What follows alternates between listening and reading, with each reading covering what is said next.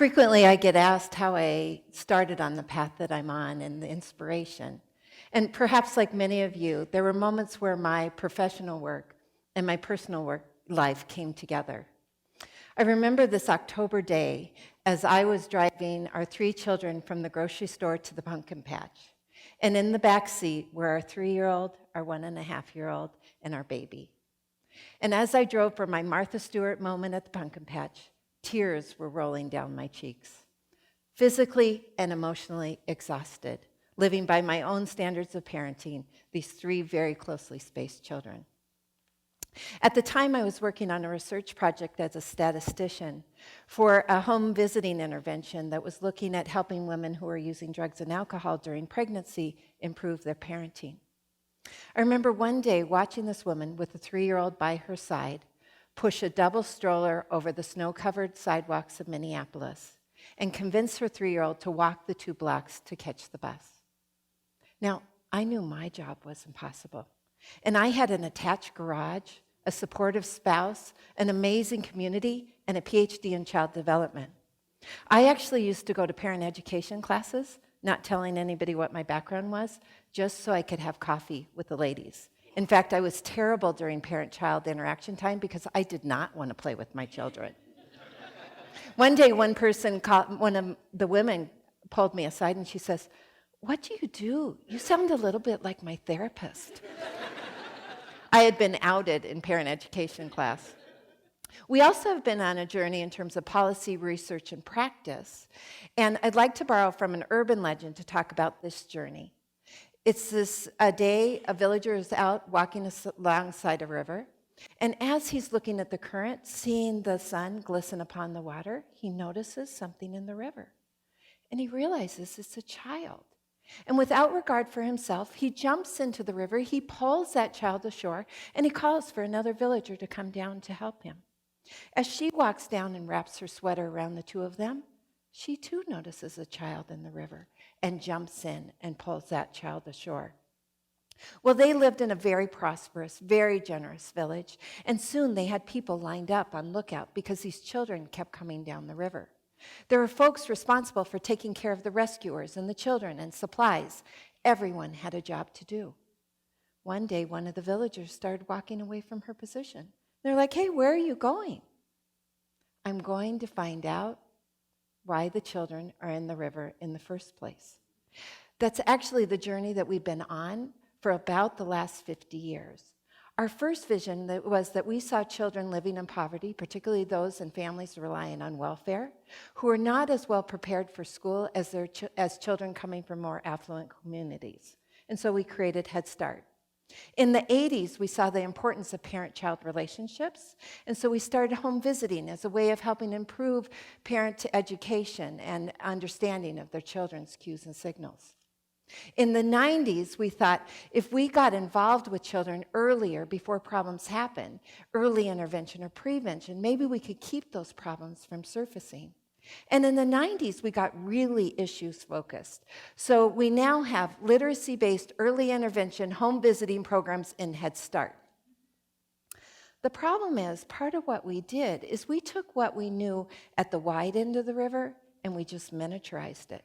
A first grade classroom started to look like a preschool classroom, started to look like an infant classroom. So that in this infant classroom, you have an area for climbing and an area for reading, as if a baby would know they needed to do those things in 2 different spots.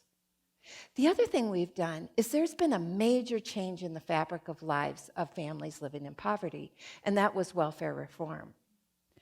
We now, all of the interventions we've developed previously relied on a parent being home for most of the time, even in communities of poverty.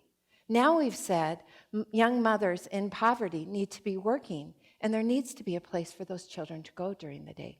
But in most communities of poverty, there is no high-quality place for those babies to be, for the families still to be nurtured. In fact, the Minnesota Children's Defense Fund reports that children under the age of 2 have more changes in who takes care of them during a week than any other age group, than a 6-year-old, than a 12-year-old. At a time where relationships are so critical, children are going from adult to adult to adult. Now, if you journey with me back downstream, this well-organized village, this is our special education system. We are spending all kinds of resources. Everybody knows in which line to stand, which form to fill out, how many minutes to be in that line. We can't even get all the children back to shore, so we've built barges out there in the middle of the river. Our juvenile justice system, our level 5 special education system, that's for the children who have been in the water for so long that it's changed the way they move, changed the way they think, changed the way they interact. The best we can hope for is to keep them dry, but we never get back to typical development. So what's the answer? Well, I'd like you to journey with me today upstream and do something really important. Turn 180 degrees and begin to look at the river from the baby's point of view. The lovely part is that there's this grassy meadow of typical development right before that child. The early experiences that that baby has are what form the neural synapses, the connections that are made that lay the foundation for that child's growth and development. A mom has her baby in a bouncy seat as she cooks dinner. She twirls the toy bar, the baby gets interested in it, gets a little fussy, and she's like, oh, I'm stirring the pot. Baby gets a little more fussy. She realizes the baby's not going to be distracted. She picks him up. He calms back down. It's nothing extraordinary. It's everything ordinary. Paying attention to the cues and signals, what the baby's learning about forming relationships, regulating his emotions, and learning through play and exploration. Contrast that for a minute to a baby that spends all of his day in a saucer. His mother and father are diagnosed with schizophrenia. The best they can do is keep that baby safe. But relying on his cues and signals to get fed, no luck. Has to do with when the parents remember. Monitoring who interacts with that baby by virtue of their mental illness, who comes in and out of that house, is unregulated. Sometimes the baby's bombarded, sometimes left alone. Those everyday experiences are forming the architecture of each of those babies' brains. Now, I want to pull back a little bit from something quite so dramatic and talk about those babies that are beginning to get into the river, right on the pebbly shore. I want to tell you a story about Joe. Joe's parents were expecting the birth of their second baby. And they had decided that they wanted to spend the first week just at home with the new baby, mom, dad, and the new baby. And Joe would go with grandma and grandpa, who he loved very much, and they had all kinds of fun things planned. He had a present a day to open so he could remember when he was going home. Joe comes home after the 7 days. He's home with his new baby, his mom and dad. That night, in the middle of the night, while Joe's asleep, the baby spikes 105 temperature.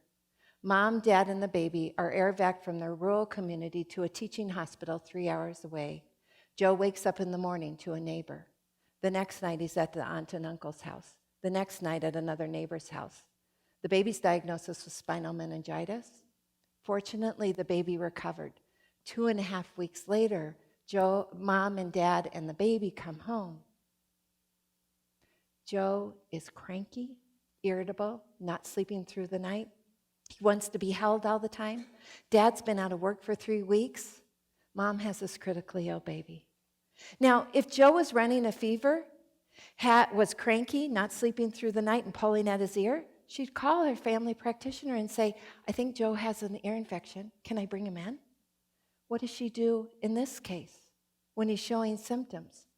Ideally, this has been a family practice or a pediatric office that has been screening for social emotional health right along with motor development, with vision, so that she knows she can call and say, I think Joe's having some difficulty. Can somebody get us some help?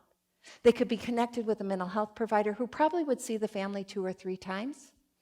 They'd make a plan for Joe in transitions. They'd help him understand, go ahead and hold him, because as soon as he knows you're not going to leave anymore, he won't want to be held anymore. He's 2.5 years old. Could you have a babysitter come over 1 hour a day to take care of the baby, because we know you're worried about her, and you just spend an hour with Joe? A couple times, Joe's back on the path of typical development. It's much like an ear infection. Unfortunately for Joe and his family, they told me this story when he was 5 years old. He'd been kicked out of 2 child care centers. There was no such help. It's interesting. With ear infections, children's anatomy changes so that they're only vulnerable to ear infections when they're very young. And we treat it because reoccurring ear infections lead to later hearing loss. But we don't treat social emotional problems. The National Institute of Mental Health estimates that 1 in 4 adults every year has symptoms of mental health problems. We need to make sure that health is more than growth, that health includes social emotional development. How does that baby go about forming relationships? How does that baby experience and regulate their emotion? And how do they learn?